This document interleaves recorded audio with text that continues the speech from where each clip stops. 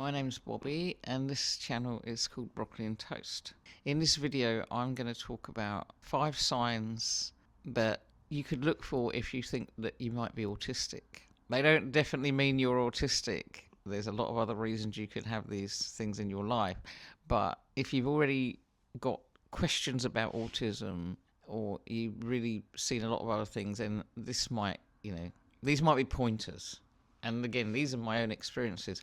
There's a lot of signs that people talk about all the time, like all the social issues, eye contact, stimming, and the sensory stuff. These are kind of particular things that stood out for me in my life from childhood. Once I realised that I was autistic, and when I think about them now, they were like big neon signs. Why didn't anyone know? But then I got misdiagnosed many times. So 5 things. So the first one is quite common, and that's that feeling alien. Being born feeling like you don't fit, like you're an alien, like you were born on the wrong planet, and no matter what you try, you're never going to fit in. You don't understand people. You don't understand the society or why people do and say things, and things do seem kind of wrong. That is a big one, and I know that's a pretty common one, but it was my first indicator, I guess. If I'd have known anything about autism when I was like 6 months old or whatever, as soon as I could think, I felt different, and that never went away. It's still here with me, my alienness. So that's one big sign, and that is one of the more common ones. Another sign is when you have to do something like socially, publicly, or speak to someone that you're not used to, you rehearse it over and over and over what you're going to say. You play it out again and again and again in your head. You go over and over it, getting it right. Is it going to be right? Sometimes you might not be able to do it. You have to keep backing out and starting again, backing out and starting again. It's really difficult. If you have an appointment, whatever, you'll be sitting in a waiting room and then you'll just be going over and over and over in your head, and you get into this state of chronic anxiety. And not only that, but once you've actually done the thing that you don't want to do, that you're terrified of doing, that you've rehearsed over and over, you then go over and over how it went. You loop backwards and over the event. What you said, every single word, you analyse, and you just cannot let it go. It makes social things a nightmare. Even just meeting a friend, even just going out with a group of friends, if you do that, that's how much it can affect you.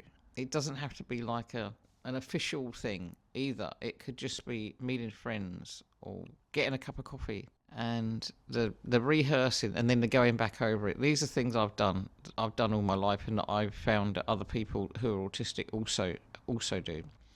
So that's the second thing on my little list here. The third thing is connected to the sensitivity stuff, and people talk a lot about hypersensitivity, and there can be other reasons for this too. Like you could just be a highly sensitive person. That often goes along. There's a lot of comorbidities with autism. But from when you were a kid, did you cut all the labels out of your clothes and t-shirts, or do you wear your socks inside out or your t-shirts inside out because you can't bear the feel of the seam on you? Do you hate tight clothes, or maybe you don't like flappy clothes? I really cannot bear the feel of labels or seams. I can't bear the feel of that stuff that tights. In the 70s, women used to wear these things called tights. They were like nylon-y stuff on their legs. Oh, I hated the feel of those. I couldn't bear the thought of them. Never ever could I bear the thought of that. Socks I have to wear inside out because I can't bear the feel of the seam of the sock. Even soft fluffy socks have got a little seam. I wear them inside out. A brilliant hack, by the way, because you can't really get rid of the seams in socks. Some people don't like flappy clothes. I don't like tight clothes. I don't like things touching my body too closely. So that's another thing to look out for. Cutting the labels off t-shirts or wearing them inside out, having to wear your socks inside out, and something you've always done. And the fourth thing on my list is an insane sense of justice that drives you crazy. You cannot bear the slightest little injustice in life, in anything, whether it's in your personally, for you, or family, or friends, or anything you know about that you don't see as being just or fair. You want to fight about, you want to sort it out, and you cannot let it go. it's quite extreme for me in that even if it's like a TV program or something, and there's something going on. Like I watch Coronation Street, old issues, old episodes. It makes me feel at home. It's like a comfort blanket to me, even though it's got a lot of drama and crap and nasty people in it these days. It kind of reminds me of childhood and safety and home. But sometimes, or quite often actually, there's a villain, there's something going on. And if I'm watching this and one of them will get under my skin, I'll have to keep watching until they get caught. I just can't let it go. I will not stop until this person's shown up for what they are. And it can go on and on and on, it can be intense. But you have to sort it out. You can't let it go. And it can be the tiniest little thing, but it has to be fair, it has to be right.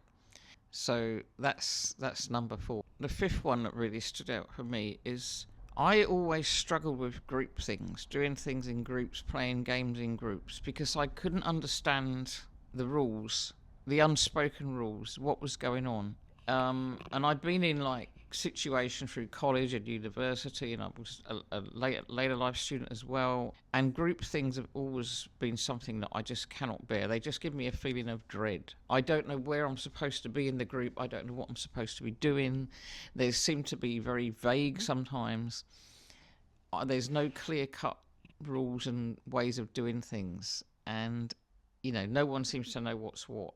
I can't deal with it. I have to do things pretty much as a loner. I do things on my own. I'd rather do everything than try and do it with someone else, because I don't know what I'm supposed to be doing or what they're supposed to be doing. I don't know what my role is, and I can't stand all the vagary of that.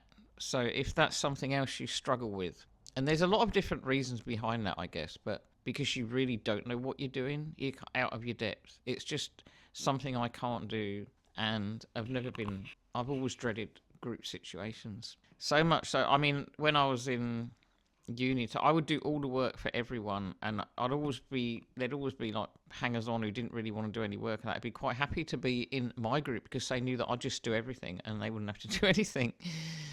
But yeah, so that's another one. And there are 5 things there. They're really feeling alien and outside from when you were really tiny.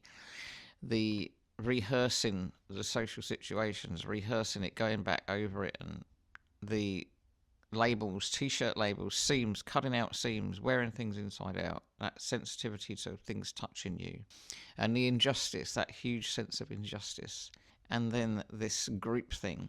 There's loads more. I just wanted to share 5 that don't always get talked about.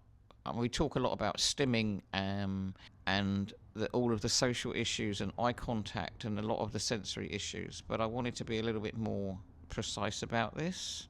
So if you are questioning whether you might be autistic, have a look for any of these signs, and ask questions. Don't be lonely. Don't be on your own in this journey. There's a lot of help online, and I think for people who are autistic and socially inhibited, we rely on the online world as our kind of support. I don't really have a social circle, so my only connection is online. I don't really do social media much, just pretty much YouTube. So if you are out there, reach out and say hello, because it does get lonely, especially with late diagnosed autism. It's later in life you become invisible with all sorts of mental illness. So it's good to know that there's someone out there. I'm here, and if you're there, let me know. I think my name's Bobby. The channel is called Broccoli and Toast. I was diagnosed with autism and ADHD 2 years ago, after almost 6 decades of masking and not knowing. And yeah, how does that happen? But it does. I'll talk about how I got diagnosed and the process in another video, and I'll share more of my journey. But I'm just sharing my day-to-day journey and talking about different things that come up as and when they come up. Okay, bye.